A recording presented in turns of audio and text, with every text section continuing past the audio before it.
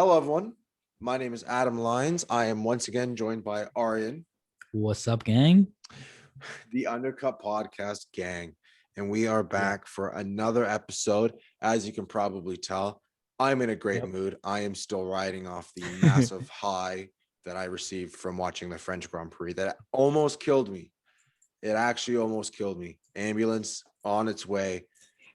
I was like morgue, speed dial, the whole nine, but no. Uh, yes, we were reviewing the French Grand Prix. I thought it was going to be boring. 5 laps in, like this is going to be really boring. Oh, Not really. There were actually some overtakes, but when Lewis just overtook Max, I'm like, oh, this is the yeah, end, boys. This is the end, boys. He's yep, gonna drive off, take another victory, and be a yeah. whole other Lewis special. But I great and I strategy from Red Bull. Great and strategy. I agreed because as soon as he overtook Max, my heart was in my throat. I could not Yeah. believe but it ended up good. So yeah, the race overall was insane, and Yeah. not for the reasons that something I have in my notes is this was not an exciting race for your average fan. No, not at But all. as you probably know, because you are as well as we are not average fans, so we thought it was one of the best races of the season. Mm. If you were a Mercedes fan or a Ferrari fan or a Haas fan, probably I not a mean, great Haas fans. race. I don't think there are many Haas fans. You always get finished P19, P20. You can't be disappointed. Yeah. So every weekend's a bad weekend if you're a Haas fan. Well, no, this was a good weekend. They both finished. Yeah, they both finished. They both finished. They didn't crash in the race. They Yep. crashed in qualifying, but they didn't crash. They didn't crash in the race. Actually, nobody crashed for Nobody crashed. the 10th time in Formula One history, which is actually really the 9th time because the 7th time I think was the 2005 US Grand Prix where 6 drivers started because of the whole Mm, Pirelli Michelin incident or yeah, scare, I guess. yeah, So there wasn't a lot of opportunities to retire. But basically, yeah, what we're saying is that's really rare, and it makes for good racing apparently. So, yeah. all right, so we're going to start this podcast off with 30-second race reviews. Aryan, I'm just Okay. pulling up the good old clock now. Yep. Yep. Aryan, You you're up you went first. last time. Yep. You Yep. went last time. So I'm gonna do this first. You got to get under 30 seconds this time, though. I'm going to cut you off. I will Yeah. cut you off. Yeah. Cut me off. All right, ready? 3, 2, 1. An absolute amazing race. Max Verstappen again. Tell you, Checo Perez, a great drive from him. Bit disappointed. Valtteri Porter should have got P3. Horrible strategy. Mercedes. McLaren did very, very well to get P5 and 6. Ferrari, absolute horrible weekend for them. They just 15 weren't on seconds. it. They weren't just on it the entire weekend. I think Pierre Gasly, one of the top performers of the entire weekend. Mick did a great job getting to Q2, but crashed and spun out. And then George Russell, what a drive from him, finishing P2. Absolutely amazing. Aston Martin's great one stop. Wow, Oh 29.91 my seconds. That was not bad. I'm not gonna lie. I'm proud of myself. That was not bad. All right, I'm up next. Okay. Basically going to be the same thing. It's a great Yeah. race. Heart of my throat. Could not believe Max Verstappen messed it up at the beginning. It was an idiot mistake. The first 18 laps were pretty good. Daniel Ricciardo, amazing race. Max Verstappen, great outlap. Good call by Mercedes to read the field and understand the undercut. Mercedes, a little bit of a blunder. Didn't listen to your drivers, and this is what happens. Max won. Daniel had a good race. Sorry to Ferrari fans. Sergio Perez was exactly where he needed to be, and the race was awesome. Good job. 29.77. I probably missed Me a too couple there. things in there. George Russell, Yeah. big shout out. But George yes, Russell, great. I just want before we start on topic, George Russell, I special mention out to him. This podcast for him. Finishing P12 Nat Williams in front yeah. of so many other cars was absolutely amazing. And it was P12 with no DNFs because he's Yeah. finished. I don't think he's actually ever finished P12. He's finished up pretty high on the field with like 3 or 4 DNFs. Yeah. But for no DNFs, to have a really strong, because it's not where you start and it's not where you are on the penultimate lap, it's where you finish. Yeah. And he had a not great first stint, but he had an amazing second stint. So yes, shout out to him. We'll talk about that in a little bit. Let's talk about the start. Wasn't raining, and I was checking the weather. I drove up north, a little window into my personal life, as no one probably wants to know, but I'm going to tell anyway. I drove up north from where I live to help my grandparents, with some stuff, but I still had to watch the race. So I'm checking the weather on the drive up this morning. I was up at 5 a.m. so I could make it up in time for the race. I was checking the weather and there was no rain, no rain. I turned the TV on, no rain. That's when I kind of teed out and was like, all right, this is not going to be good. But Yeah. yeah, the start of the race, Max got away well. Lewis got away behind him. It looked pretty standard. The camera angle going into the first corner looked like Max took it properly. So I didn't even know how Max ended up in P2 or how he ended up off the track, but he broke way too late. He thought he was under more pressure than he was, is kind of what I'm thinking. And I think his back end just gave out a bit as well. That's what they were saying. I think he just didn't realize that the gust of wind just hit him really hard and his back end just gave out and he had to go straight. To be honest, he did very well to avoid getting a penalty A, and B did very well to not hit the bollard. Because he was legit going straight forward, and it wasn't for his great driving that he actually figured out a way to counteract that wind and the back end moving just to nearly get away from the entire. Yeah, and I'll give him some slack because yes, it was a green track. Yeah. And yes, it was because it was raining in the morning and it was a little bit colder, and he's running a lot less downforce to get some more speed in the straights.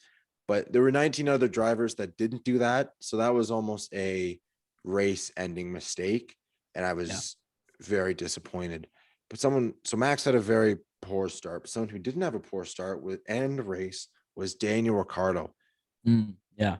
The Aussie man's back. The honey badger, the guy with the smile, the guy everyone likes to see. He was back this race, and I was very happy. Yeah. He did. And we've been really tough on Danny ever since he's come from McLaren. He's probably my favorite driver on the entire grid. He's the one I support the most. But I've been insanely tough on him because I could give him 3 races max. But a race winner, someone who should be a world champion, has another chance or the opportunity, or hasn't been good enough a driver to be a world champion, and someone's world champion material at least shouldn't take more than 3 races to get on. I think this week he said it. He said that the 3 triple headers. The 3 double headers. The 3 double headers. 6 races. That would be amazing, having 6 races. Amazing for us. Not so amazing for the drivers. Yeah.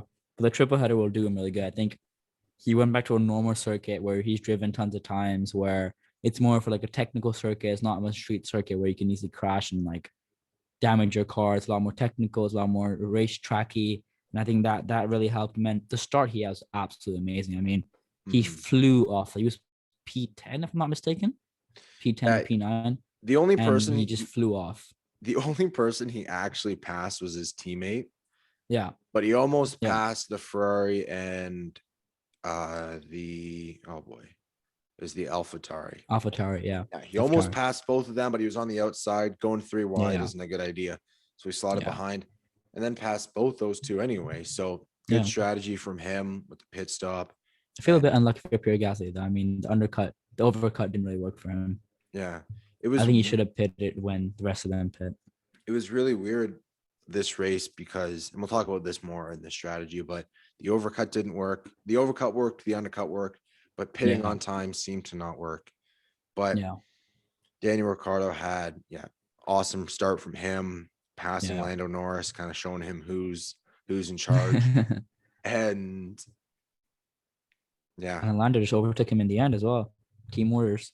Lando was on fresher tires, so I don't think Daniel was very upset about that. And it wasn't like he pulled away miles, which was a couple seconds ahead. It wasn't miles away. But I think great race. McLaren had it overall. They needed this weekend. Now they have a good gap with Ferrari not finishing the points at all. Ferrari was just an absolute disaster this weekend. They look insanely quick in qualifying. And I'm not even sure what happened in the race. I know Leclerc tried to stop, make it a 2-stop, but at that point was so late for a 2-stop that there's no way to recover that much time. And to be honest, we didn't see a lot of Ferrari on the TV coverage, at least. Yeah, we didn't really see a lot of anyone who wasn't Lewis Hamilton, Valtteri Bottas, Sergio Perez, or Max Verstappen. Yeah, because this season has been the Lewis Hamilton, Max Verstappen show. I know CarNext, Max Verstappen spot is just getting so much publicity because it's always his hat, his car, everything. Yeah. And it's not been a ham for a bot anymore. It's been a Max and Ham, Yeah, it's been and a then ham with a lucky Perez or Bottas in the middle, or ham maybe a for midfield podium. yeah, which is a lot of people dislike, I guess, like it used to be people complained about, oh, it was the top three where they were just running the field and then it sucked. But now it's a super tight midfield that's Yeah, pretty close to the top two. And so now, again, if you have that, I love to see Sergio Perez on the podium. So if one of the top three drivers crashes out or retires, then you get yeah, a surprise podium. So we've gotten so many races with surprise podiums where in yeah, the 2016, 17, 18, and even 19 era, like a surprise podium was so rare. But now yeah, it's happening all the time. And to see Sergio Perez on the podium never really yeah. gets old. It's always a sigh of relief because, He looks so happy being up there. Like it's like a moment of joy for the people. Like yeah. I feel I'm on the podium with him. When he came out the podium, I'm like, nice, I mean, have nice, you ever seen a, nice. this isn't at all true, but have you ever seen a sad person on the podium? I can name A few I can name times. a few. Lewis I can name a Hamilton, few Abu times. Dhabi 2016. Yeah. Uh, Vettel when he should have got P1, but then the penalty got yeah, P2. Vettel, So Canada many. 2019. There's been a There's couple, but so many. when you have a race like that, can't really be sad on the podium. Yeah. Yeah. And Exactly. speaking of strategy, that was a Mm. rough transition, but let's talk about strategy. So Max Verstappen pit, like he saw for Max Verstappen, and I mentioned this in my 30-second race review, for Red Bull to see how the field was reacting to the medium tires Yeah. and to see how drivers were starting to pit early. Daniel Ricciardo made the overcut on Pierre Gasly, or the undercut on Pierre Gasly. Shout out Yeah. to the Undercut because we're the Undercut podcast, and Undercut was kind of the champion of this race. So I Get don't in want there, to, Undercut Podcast. yeah, Get I in don't. there. Come on, Undercut. I don't want to say we were a title sponsor of the French Grand Prix, but no, We were. to see how the field was reacting and to make that undercut was genius. It was a Yeah. strategy that they had to make. Yeah. Max drove the balls off that car, like holy Toledo. He drove the balls off that car in his outlap, past Yeah. Hamilton after only one lap. He got 3 seconds in one lap. That's how bad those tires were. Yeah. And then he was in the lead, and I was happy, and I think a lot of people were happy, and some were sad. But Overall, which is very, I'm not going to use a bad word, but very bleeping strategy from Mercedes. It's one of the, I don't know. it was a shit strategy. Bleep. It was it, a wa- it was shit. it was one of the strategy where it's like it didn't make sense because yeah, the data showed that you should be doing this, but when you're on track, conditions are different. One of your one of the two drivers who you can experiment with. You don't need to experiment with Lewis. Lewis is out ahead. Valtteri was P3. Yeah. Even if he pits, that he will the high if he pits and say he had a bad pit stop or couldn't catch back up, he would end up P4. He could have passed McLaren. I don't think that's a big issue, Mhm. right? McLarens were more than far away. They're 50 seconds behind. They were very far away. Not to I fall down to McLarens, but he should just pit and then Yeah. could have somehow maybe the two stop, maybe it's quicker than Perez, could have got a cheeky podium, or could have even beat Lewis and got a P2. Maybe could challenge Max as well. I think Mercedes, controversial statement. Mercedes reached a point with Valtteri where they're like, okay, we'll just leave you out there now. You figure out your own things. If you can drive, the limit off that car and be as good as Lewis, then we'll keep you for next year. We're not gonna help you in any way, but if you can't, you're being dropped for George Russell. Yeah. I kind of agree with that. Also a Yeah, little bit disagree. I don't think yeah, because of how strong the undercut was, I don't think Mercedes really had a lot of time to react. It was the same yeah, thing as Spain. This race is Hungary 2019, which is the same as Spain 2021. It's just the yeah, same as the French Grand Prix of France 2021. yeah, In Spain and Hungary, if Max pit 1 or 2 laps later, Lewis was going to pass him. In this race, if Lewis pit the next lap, Max was going to be 3 to 4 seconds ahead of him on tires that were only 1 or 2 laps older than Lewis's. So yeah, Lewis, because the nature of this track is much like Spain and much like Portimao, where the undercut's really strong and yeah, it's difficult to overtake. I mean, it wasn't as difficult as I thought it was going to be, but there aren't Yeah. a lot of places to overtake unless you're a lot faster. Yeah.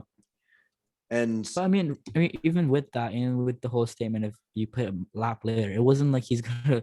It wasn't like Valtteri's competing for the win anywhere. He was competing for the last podium spot, and Perez how good is in tire. He's not gonna mess up his tires. Like he's good. He's gonna challenge for the one stop. He's gonna be good enough. He's gonna be good enough on a tire that he's gonna have it till the 53rd lap. Why not experiment? It's like getting a P4 is nothing for Mercedes. They legit helped them in no way out because Max won us and Checo got the podium point. well, It's once you could have picked another fastest lap as well, but they didn't do that either. we'll see, that's the thing, and that's kind of what I thought when I watched the race for the first time. Yeah. But I rewatched the race, and I really Mm. thought about that race on Sunday. Yeah.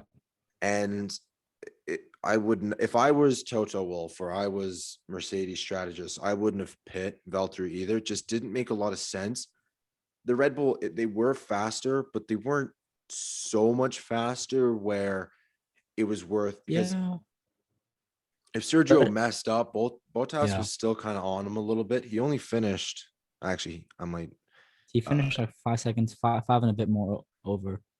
I know that because the reason why that Valtteri didn't pit for the fastest lap was because the way that Checo overtook Valtteri was over the track limits, I think, something like that.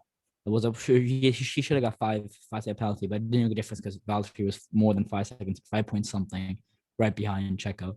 yeah, But I mean, it was, all of that said, but if they could have tried something. they could have, but he was under investigation, might have gotten a penalty. Bottas, you don't want to risk, because if he pit, he was not Yeah. going to get a podium, like guaranteed, because now he's 25 seconds behind. And so Yeah, he's but not I getting mean, Max caught it up. Well, Max's P3 was about 23 seconds behind Lewis, Max, and he caught it up. but Max had half the race pretty much to catch up to Lewis, where Bottas would have had Yeah, but 6 my laps. argument is, what if Bottas pit the lap after Max did? Because Bottas pitted Oh, way earlier. I'm talking about, I thought you, I was talking about when if Bottas pit after Sergio Perez No, that was no point. overtook Because him. at that point, there's nothing you can't do anything about that. Yeah, Like you're I nowhere getting think, P3. yeah, that would have been, it was a blunder by Mercedes. I think Yeah, the it was. strategy was the 2-stop. I think they should have reacted to Max because they were behind Yeah. Max anyway. Why didn't react? I mean, Valtteri came on the radio and being like, it should have been a 2-stop. He said it as soon as Max pit. I was looking at F1 TV or something of like I came on my TikTok and I remember seeing the lap before Max Verstappen pit. Valtteri was like 2-stop, 1-stop. What are we doing? For plan A or plan B, basically. Yeah. And on lap 30 before Max pit, Lewis came on the radio and said, let's undercut him this time, because that was the strategy. And they said, no, we're leaving you out. Yeah. So for a team that's done that twice, to have that done to them was just kind of, I don't know. They've been lacking. I don't know. Maybe it's the pressure of the first time facing competition, or is it maybe they're so used to winning that they haven't really thought of that much strategies. I don't know what it is. Even though the Red Bull car might be a bit quicker in some circuits, a Honda agent is probably very good. Probably can match up to the Mercedes for the first time in a very long time. But you've won 7 times in a row. I think you deserve to at least have a few good strategies in the book. Yeah, I definitely don't think that they just don't make as many strategies because they're used to winning. Building a car that's not good at following other cars, but is really good at leading a race is something they do. Yeah. But Formula One teams are maniacal with the strategies they pick. It's like every possible. There's a billion strategies that they run, not actually a billion, but there are a lot of strategies that they run. Yeah. Pre-race, weeks before, they plan it based on the tires and how things change in a lot of hours.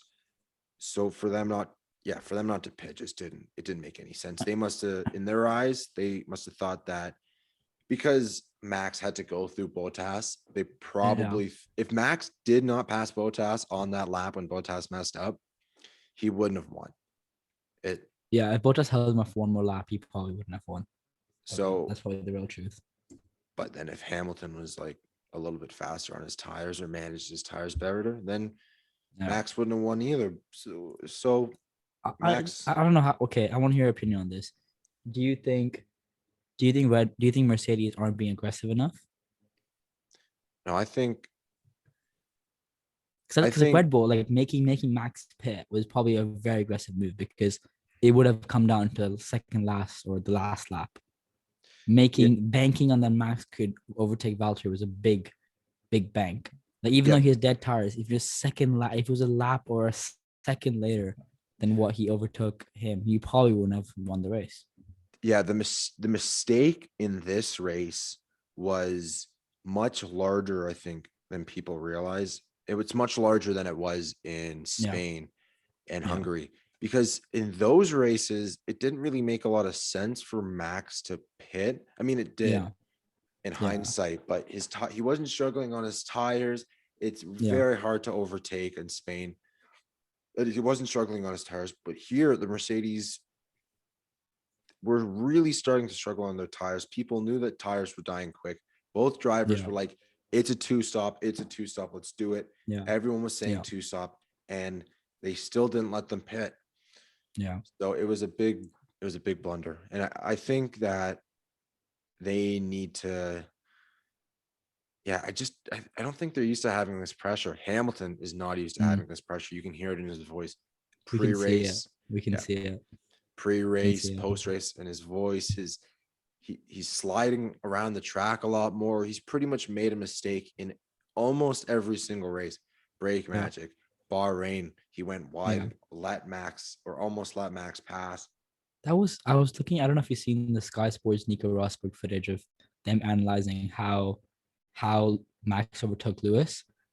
I mean, Lewis the kind of driver that never gives up P1. Like he will fight until the finish line Yeah. for that P1 position. He just like as soon as Max overtook him, the least Lewis could do was close the door. But I mean, it might be an aggressive move, but it's right in his rights. He can legit close the door if he wants to. Are you But talking he about left the door wide his? open. Are you talking about his overtake in Spain? No, no, in this race in France, Oh, when sorry, Max in overtook France, him, yeah. when Max overtook him on the straight when he overtook him, he braked a bit later. Lewis braked a lot better than Max did. The least he could do was close the door, or at least try to push him a bit off track. He just left a wide space open for Max. Like you know Max quicker. Like you know you've got worse tires than him. The only way you're gonna beat him is if you position the car perfectly. Yeah, I think looking back on that incident, because I've seen that overtake a couple times. Yeah, I think Lewis should have been more aggressive in moving over to the left side of the track. So they're going down Mm, the straight, and he should have forced. No, actually, I changed my mind. It's really tough. It's a really it tough is. decision to make, because Yeah. if you go to the left side of the track, like I was foolishly just about to say, and you let Yeah. Max, so Max goes the first part of that corner because it's like the chicane. First part of Yeah. that chicane, Max is on Yeah. the outside. Second part, Max is on the inside, and then he's on the inside for the next corner, which is a right-hander I as mean, well, because it's a left-right chicane. but Is regardless, I mean, you gotta do something. You can't just leave a wide door open for him just to overtake and be like, "Here you go, Max. Here's P1 for you." I don't think he definitely wasn't doing nothing. I Yeah, think it wasn't this. doing nothing, but it was just like a bit of like nothing.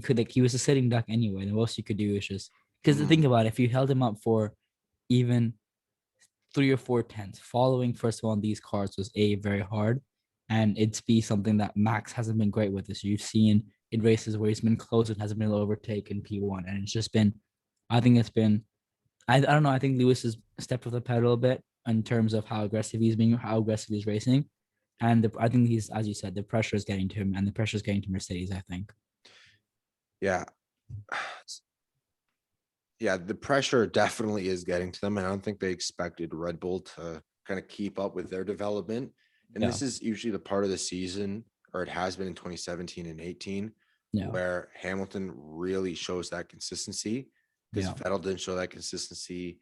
Uh, Vettel again didn't show that consistency in 2017 and 18. And Yeah. Mercedes made a lot of mistakes, where Red Bull has learned from their mistakes, like they did in Yeah. Spain and Hungary 2019, and they're really developing and focusing on this season. There's other factors too. Red Bull could be focusing on the season and going full out, where Mercedes might be waiting for 2022. They I might don't be think they having are they though. might I be don't, having potentially, yeah, potentially. maybe a little bit more. I don't think so, because they want to win championships. Yeah. Yeah. So you never really know what's going on. Red Yeah. Bull super quick today after they fixed the flexi wing because there was a whole saga. Now Yeah. by the sounds of it, Mercedes is going to lose their front flexi Front wing, wing. Yeah. and so it's looking good for Red Bull. It's Christian been Horner. I love the interview with Christian Horner and Toto Wolff. Their aggressiveness is like Oh it's yeah, like watching like the two school bullies basically coming up to each other and fighting each other off. yeah. Like it's absolutely amazing to watch. Get out of here, Logan Paul, Floyd Mayweather, or Jake Yeah. Paul and Ben Askren, or anyone. Yeah. I want to see Toto Wolff and Christian Horner go 12 rounds, 2 minutes. My money's on Toto. My money's on Toto. Oh, for sure. As much as 6'4", Christian. he's like 6'3", German guy. Exactly. Sorry, Christian. Exactly. Yeah. But Christian got the mind games. The mind games is Christian. Yeah, Christian Horner's are also married to a Spice And we Girl, so he's got that. and we've seen Toto Wolff's punch with the breaking of the table. Oh yeah, He's a strong man. He probably broke a lot of tables after that race on Sunday. I just Yeah, looked at yeah. going back to that overtake. I just looked at the overtake. Hamilton did leave a pretty wide door open, but Max had so much more speed. He fully Yeah. overtook him by the Yeah. time they hit the apex. Like it wasn't even close. So Yeah. Hamilton didn't want to compromise himself going into that corner. He knew Max would push him out because that's the aggressiveness that Max has. Yeah. I think he just kind of had to let Max pass a little bit, not cause a crash, and hopefully Max messed up the next corner or a corner in the next lap, and he wanted to stay close. So kind of it's a marathon, not a sprint move. Yeah, but with one lap to go, it's what it is, a sprint. Because if anyone was going to really spin out on that lap, on that incident, if it was an incident, it would have been Hamilton, because Hamilton would have gone on the outside. Max would have, they would have went in with Hamilton on the outside to the first part of the chicane. Then into the second part of the chicane, Max would have either cut him off, or Hamilton maybe would have spun Max actually. Yeah. I don't know. So whatever. It was a good battle. I mean, it was probably less like on track battles than anything else. I think it was more like about strategy and like how quick can someone gain seconds a lap with new tires, basically. Yeah, and that race, seriously, after lap 18, I stood up and was staring at the TV. I was 5 or 6 inches from the TV. My eyes were absolutely glued. I guess after lap 32 or whenever Max pit. Yeah. So that kind of race, I really like the battles, but I've accepted that you don't really see that as much as you used to, and hopefully as much as you will see in 2022. But there were some good on-track battle, like Daniel Ricciardo just overtaking the entire field and some. Yeah. There was decent on-field trial. I think more than anything, Gasly as well. He did some good overtakes. George Russell, I saw his few overtakes on F1 TV the other day. Oh, yeah, P12. George Russell is an absolutely. Yeah, in an interview, I remember him like seeing out the post-race interview. He literally said, "This is the best English. This is the best race he's ever had in a very, very long time." Yeah, for him, P12 with and he was still lapped, but barely. But I mean, it's a Williams. You can't afford. Latifi, he finished in front of a Ferrari. Finished in front of AlphaTauri and Alpine. It's not more you can ask for in a day. Yeah, Latifi, not so good of a race. Raikkonen had a pretty good start. He was up 3 positions by the end of like lap 1. Yeah. Also not a good race, and then not a good race from the Ferraris as well. And they let the radio hear it at the end. A lot of I don't get how Charles finished P16. Like, well, I mean, I get how, but it's just a bit funny. Yeah. It depends when he pit, and maybe he just pit a little too late, or he knew his tires weren't going to get to the end of the race. I'm actually not sure. I'm going to have to search it up. But I mean, looking at the post-race interviews, at least, what both Sainz and Leclerc both said was they struggle with their tires, and I think their tire degradation was a lot worse than any other team. Yeah, they're pretty good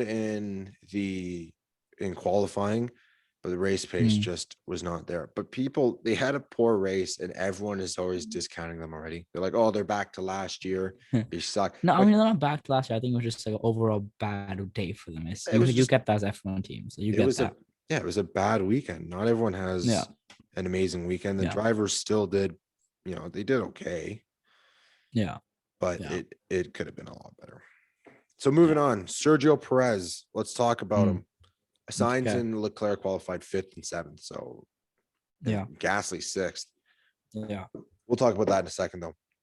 yeah, Sergio Perez, part of the reason that this is why I was a little surprised when Red Bull hit Verstappen, is because he had to pass Bottas. And if he didn't yeah, get past Bottas on that lap, he wouldn't have won.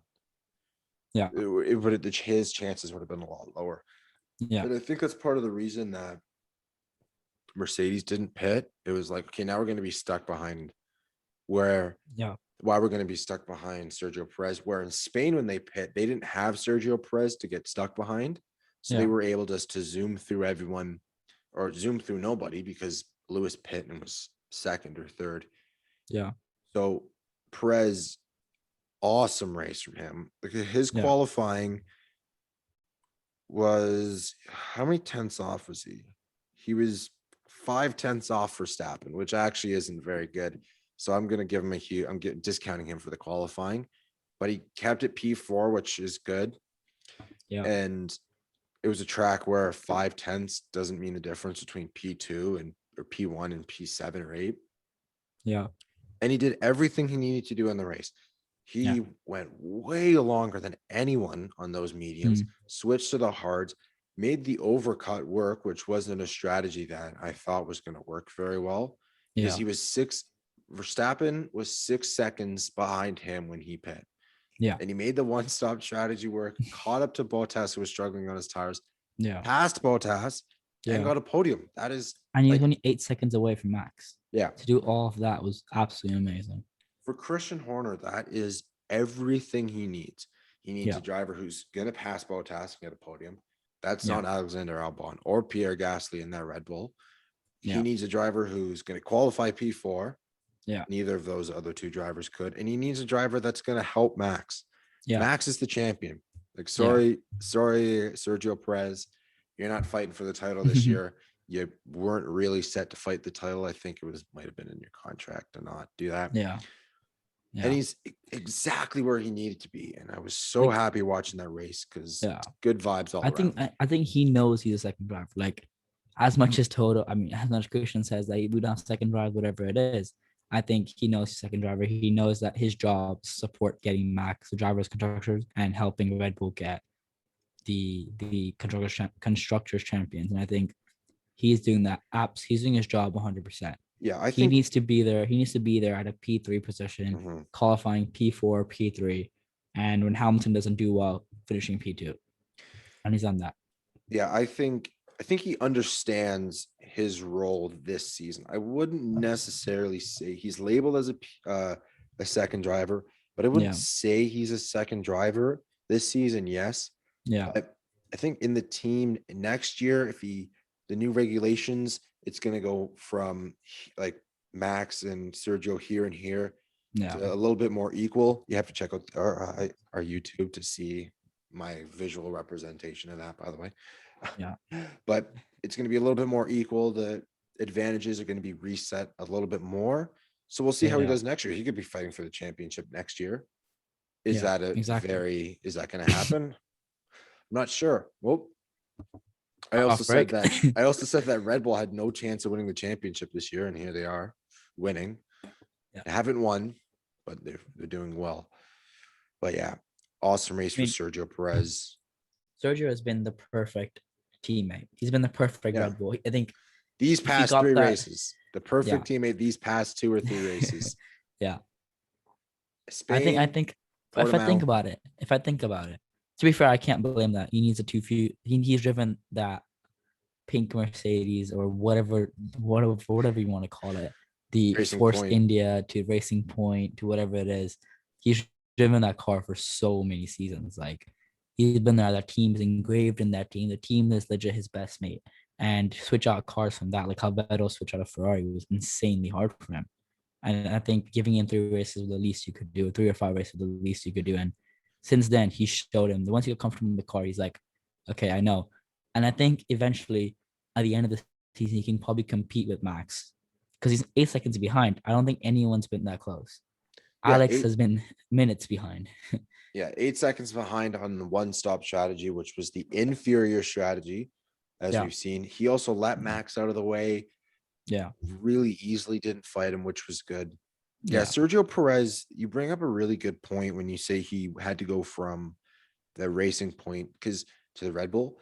The Yeah. Racing Point is it's an entirely different car.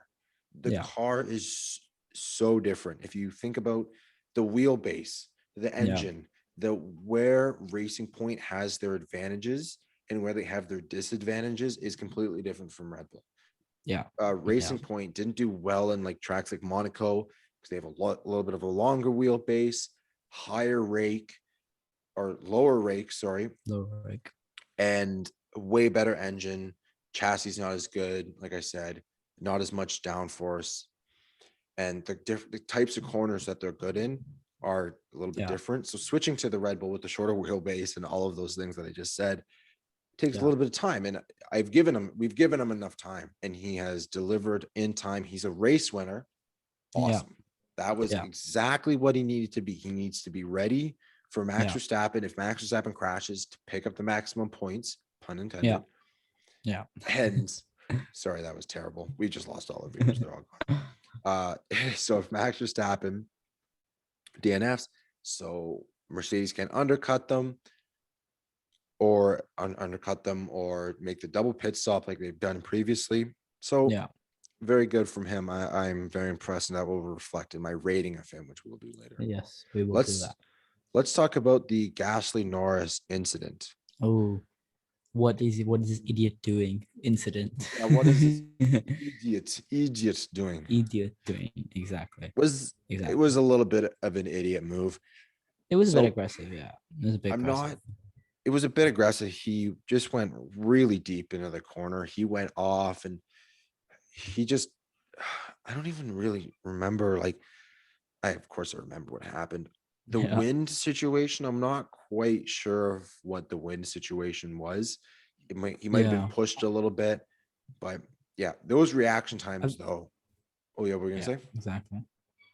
I think more than anything, it's just the way that F1 is. Sometimes like you get a bit aggressive. You never want to give up that position. Like you always want to compete at that position. I think in the end, the McLaren was much quicker than the AlphaTauri. Like you just know that they were much quicker. And I think if it wasn't at that point, probably would have overtaken him on the long straight. Like it would have been any one of the things. McLaren's quicker, and even though the incident was a bit dodgy, and I don't think that none of them got any penalty points for it, none of them got any things for it.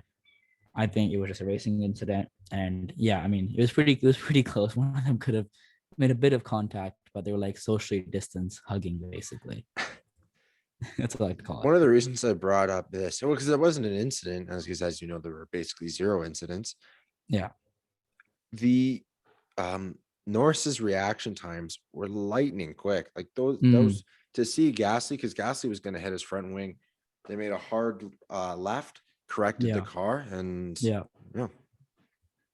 it's been. I know. He said the only potential getting a penalty would have been because he went off the track, and Gasly went away, a lot more than Norris did. And say Gasly was behind Norris and overtook Norris, it's the only way he could have actually potentially even overtaken.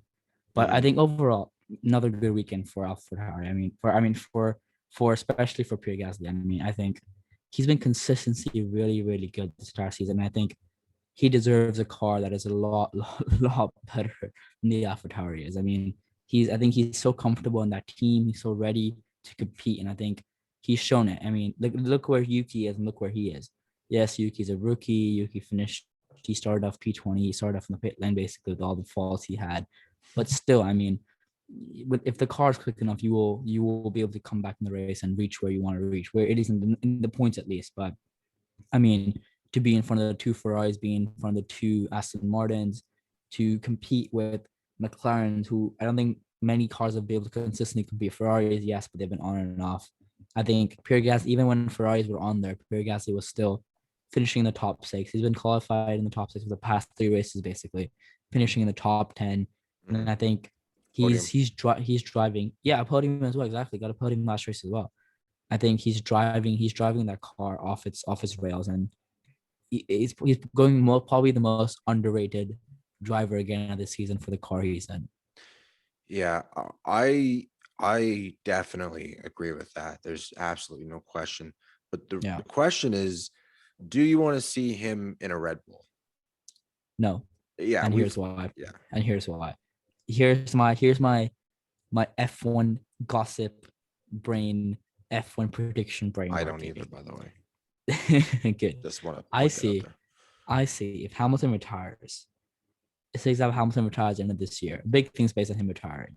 I see Russell going to Mercedes and Pierre Gasly going to Mercedes because Ocon just signed a 3-year extension with Alpine. So it's a guarantee he's not going to Mercedes in the next 3 years. He's a Mercedes managed driver, but will be staying at Alpine. And I think that definitely locked up Pierre Gasly not going to Alpine because Ocon and Gasly don't get on well, and I don't think Alpine would want that as a team. So that's ruled out for Gasly.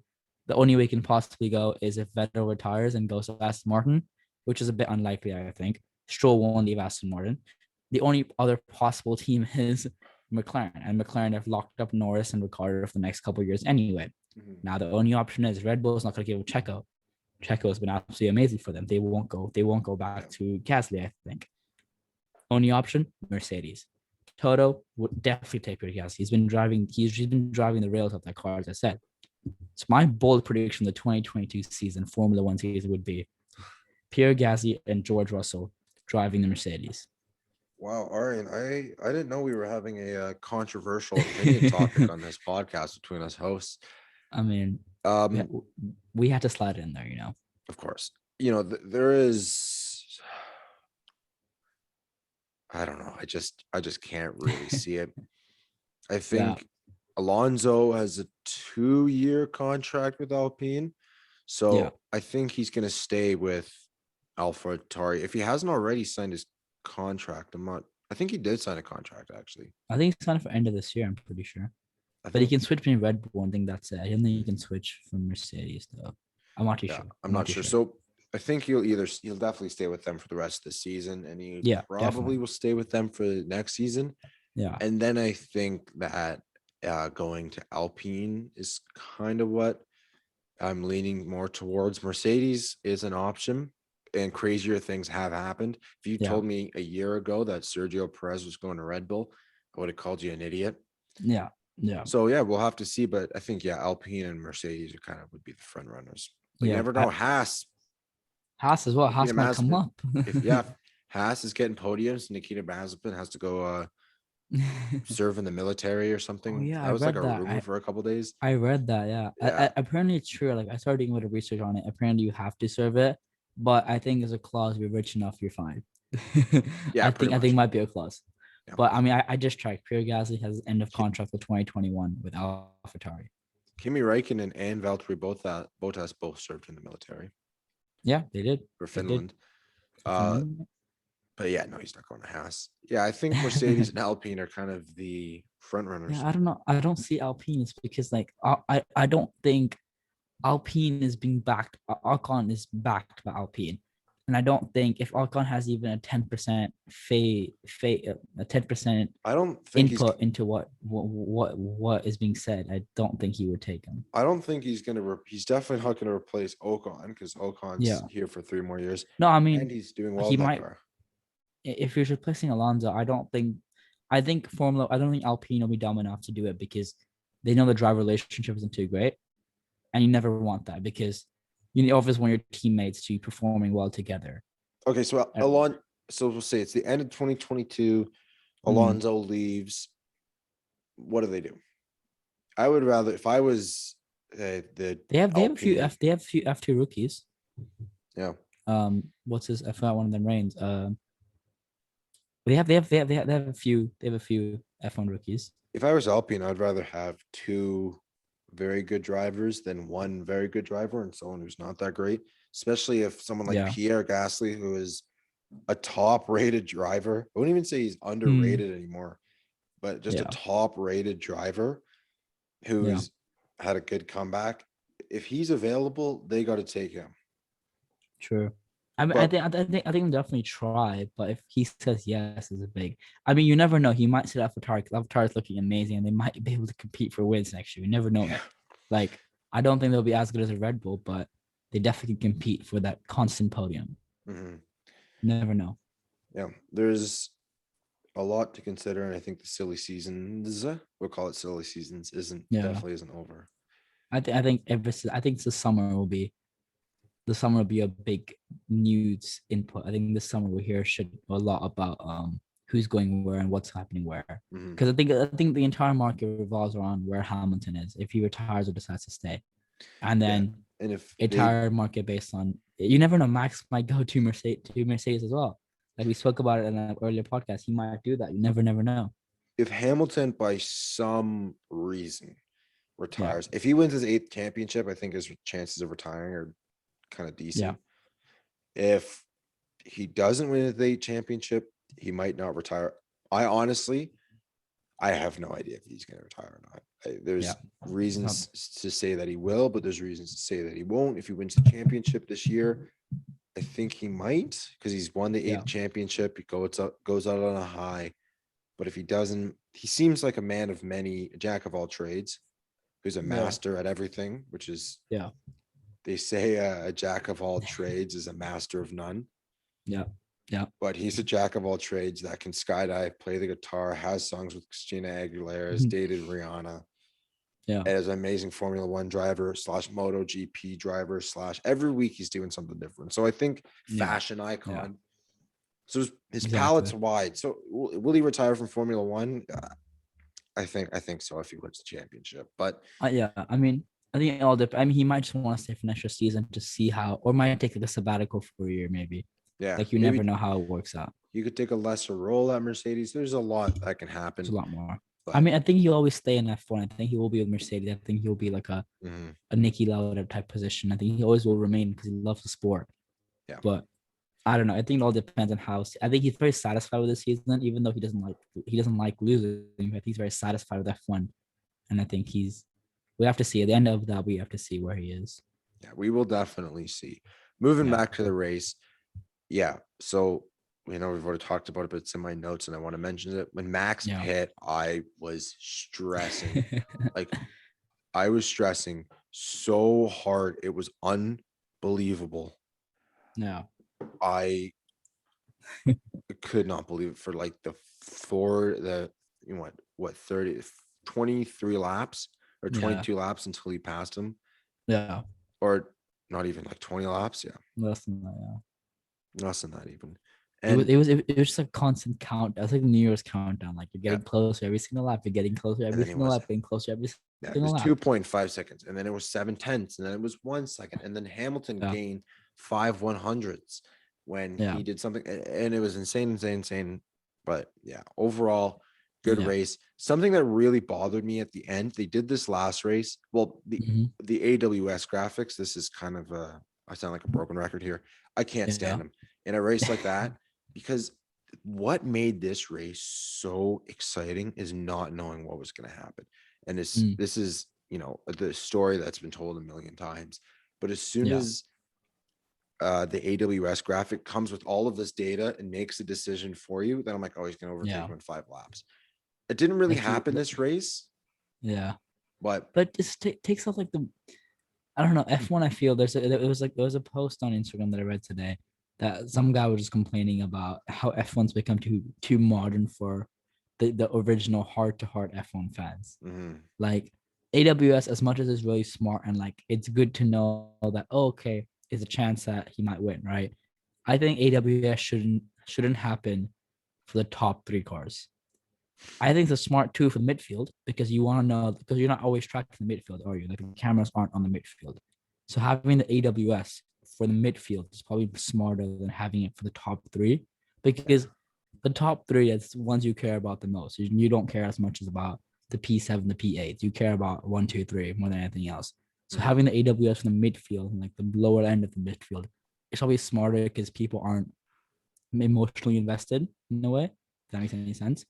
Well, yeah, I think having such an intense battle for the lead kind of takes away from the spotlight of that.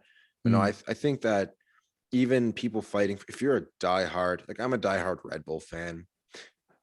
Granted, I don't have a bias in my ratings, despite yeah. some, I think, popular belief. I don't have a bias in my ratings. If someone messes up, I watch the race from a neutralist perspective.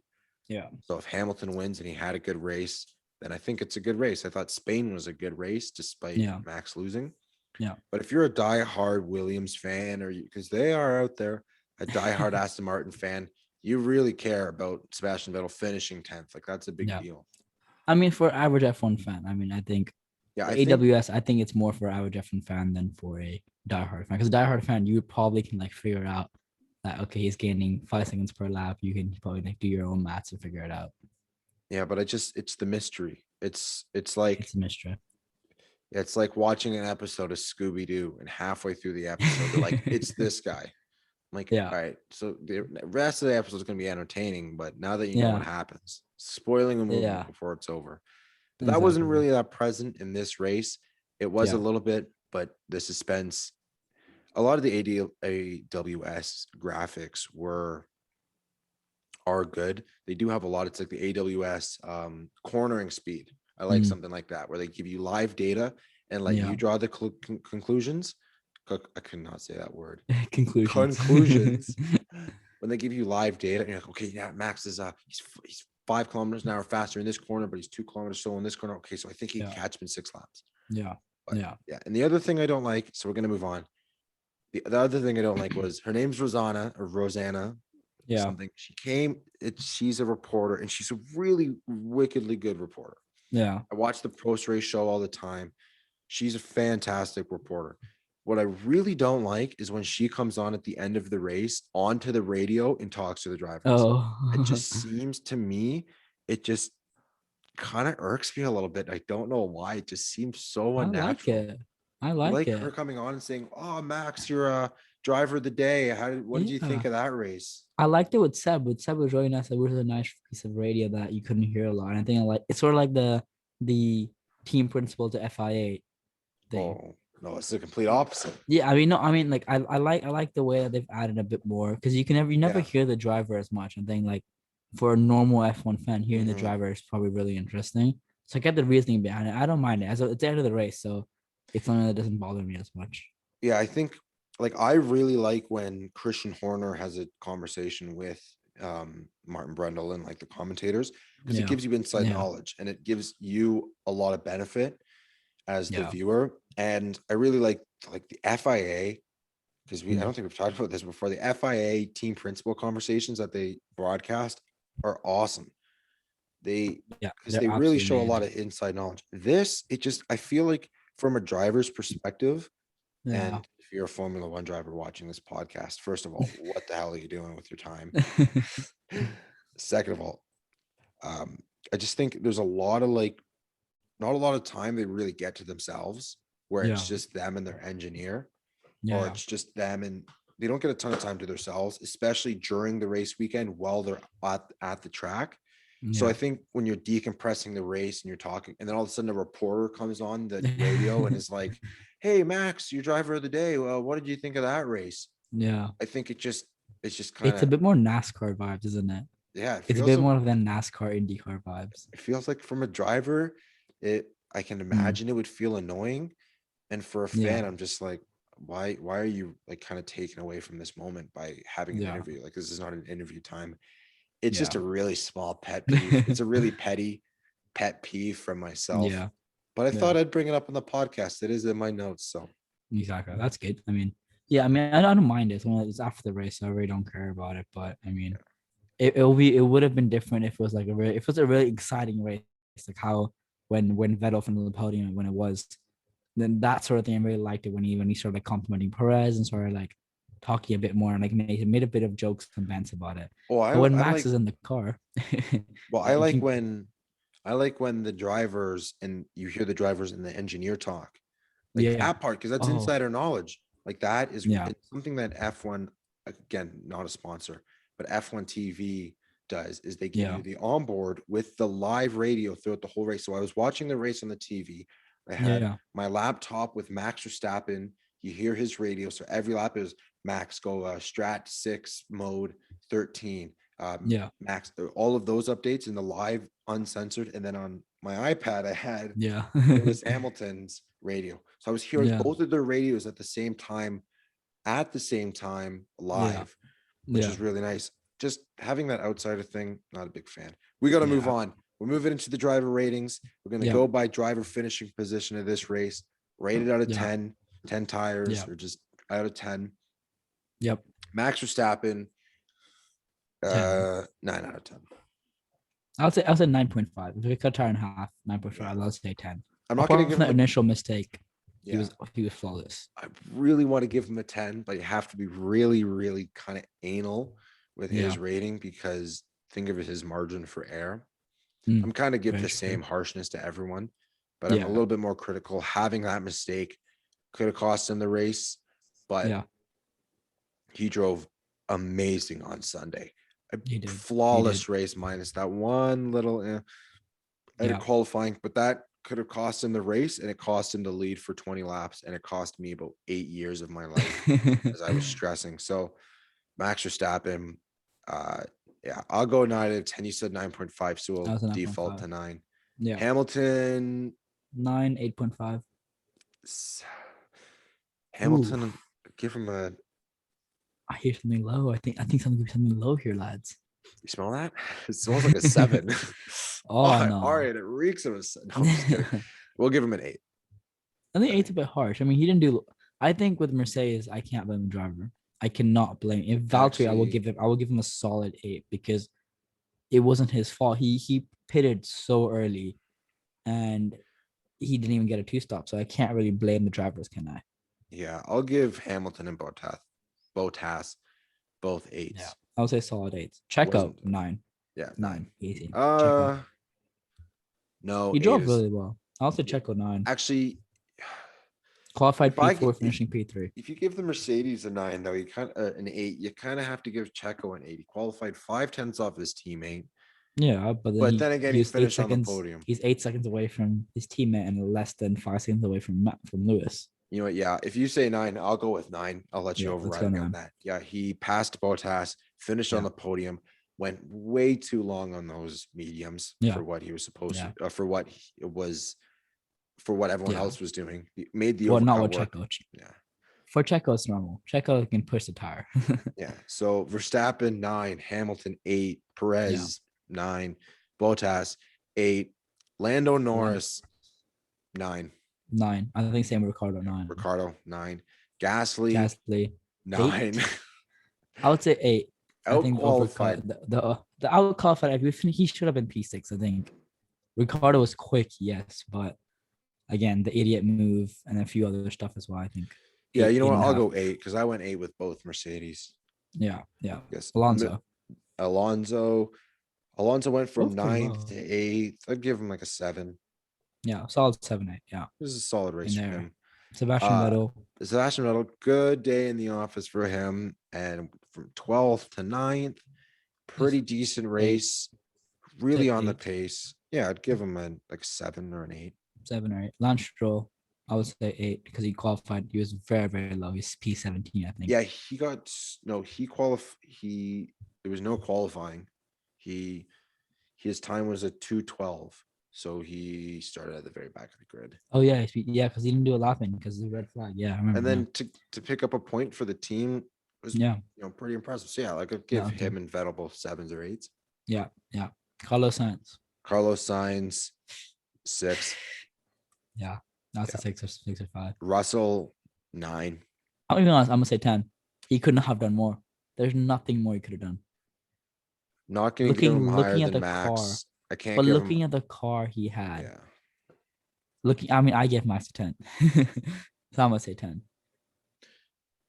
I'm gonna say 9.5 or 10 because if you're with the car he had, he couldn't do more. I'm gonna say 9. Yeah, because qualified 14th, went to 12th. Very Yeah. impressive race from him. Yeah. So we'll go 9. Yuki Yuki. Tsunoda, 13th from crash and qualifying, 7. Yeah. Great race. He was up in 16th after like the first couple laps. Then, but it I would just say didn't really. 6. The qualifying mistake was a bit too much for me. Yeah, he literally did one corner and crashed. Yeah. I mean, at France, where it's a track, Paul Ricard is a track where the runoff area is so big. Like, if you crash there, it's just a horrible, horrible mistake. You can't go wrong at Yeah, all. to go into the barrier, Yeah, there's not a lot of corners that you can go into the Exactly. barrier, and he went into the barrier. So exactly. yeah, I Ocon. agree. Ocon's 6. 6. Yeah. Giovinazzi, 13th to 6. 15th. Yeah, like a 6. 6, 5, 6. Leclerc, 4 or 4, 5. 5. Yeah. I'll give him a. It wasn't him. It was more the team. Yeah, The team sort of. it was a little bit met. more of the car. Didn't make the second pit stop work. Finished 16th. Yeah. Raikkonen started 17th, finished 17th. Go 5. solid. Yeah, 6. 5. I'll give him a 6. Solid 6. Latifi. 5. 5. 5. Yeah. Nice and easy. Schumacher. I'm giving him a 7 or 7. Yeah. He got into Q2. No. What did we give Yuki Tsunoda again? A 6? A 6. Yeah. Yeah, we can't give Schumacher yeah, crashed out of yeah. qualifying 1. Yeah. Yeah. Granted, made it into qualifying 2, but he wouldn't have made it in if he didn't crash. Yeah. And finished 19th. Again, the car sucks. But yeah, I give him a 5. Mazepin. 5. 5. I don't think I saw Mazepin the entire race. Nope. I don't think I saw the Haas the entire race. I think I apart saw from Mick. Schumacher. I don't even remember anyone like lapping them. I didn't really see pretty much anyone who didn't start with Ham, Bot, Ver, Per. Or Orlando and Ricardo, and that's it. Orlando, Ricardo. And Gasly Gasly, and that's it. occasionally. Yeah. Yeah, I think the top 7. That's all we saw. And that's Alonso about it. once or twice. Yeah, But and I saw Vettel when he was pitting. That's about it. Mm-hmm. But considering there were no safety cars, Nikita Mazepin and Schumacher were only 1 lap down. Yeah. So a couple of 5s from them, and that is everyone. So it was a really solid race for all 4 of us, stars. A Yeah. solid 4-star race. 4 it was stars awesome. for race. Yeah. I don't really see if there were some more on-track battles, it would have been better. But from a strategy perspective, and having my face glued to the TV and a lot of people's faces glued to the TV, it was a good race. Like from that perspective, it was almost perfect. And yeah, well, we've just eclipsed the hour mark. And I think that's. Do you have anything else, Aryan? I mean, just a few updates on F1 in general. The Abu Dhabi Grand Prix just changed their track layout.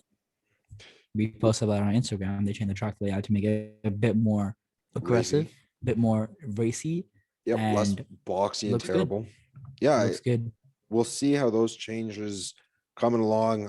Congratulations to Ocon for getting that contract. Yeah. Happy birthday to Tasman Pepper. Yep. Tasman, we had you on the podcast in February. Mhm. So happy birthday. She turned 31 today. And happy birthday. Yeah, we won't sing the whole song, but and it's copyrighted. We can't sing it. Yeah. Is that song copyrighted? I don't know. That's for another podcast though. Yeah. But yeah. Tell me what you thought of the tell us what you thought of the podcast. Follow us on TikTok, Instagram, Twitter at the Undercut Pod. Go to our website at www.theundercutpod.ca. Leave us a review on this podcast. Let us know what you thought. Thank you for listening. And we will see you next week for the Austrian Grand Prix review. Yep. Predictions for the Austrian Grand Prix review before we go. We forgot. Let's do this. Max is going to win. Okay. 2 wins in Austria. Red Bull's really strong there. Yeah. Going into the June, July kind of months is where Mercedes will start to struggle over a track like that, depending on how hot the temperature is going to be. Yeah. So Max is going to win and Bottas will not be on the podium. So basically this race. I see a Checo win. Wow. Okay. And I see. We'll see. We'll see about that. But I think a Checo win. I don't know how. I feel a Checo win, or a Checo top 2 at least. I feel a Checo top step. Right. Okay. I feel a Checo top step. So Checo win. And a surprise Danny Rick podium. Wow. Okay. I'm gonna say bold statement. A track that's pretty simple. Yeah. the track is track that he's driven on a billion times. yeah, and the track that he's done a lot of laps around a lot. Yeah. And yeah, we'll see. We'll see. The gaps, We'll see. you know, yeah, we will see. It's going to be We will tight. see. The race is just going to be awesome. I'm very excited for in a week's time. Yeah. But thank you And very much sprint for race is listening. coming up pretty soon in Silverstone. Mm-hmm. Very excited for that. Me, not so much, but we will kind of excited. It could be worse, but we'll save that for a later podcast. Thank you very much for listening. Have a great morning, evening, afternoon, car ride, sleep, whatever you're doing. And we will see you next week. Thank you very much for listening. Thank you for listening. Bye, everyone.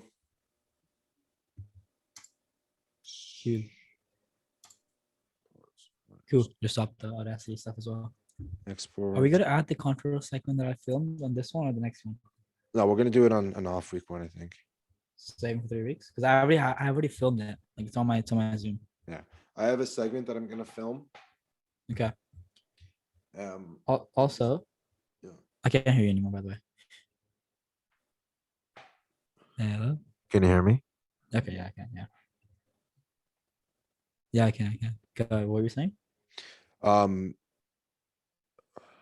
It's just exporting. Is yours exporting now? Yeah, it's on the way. It's on the process.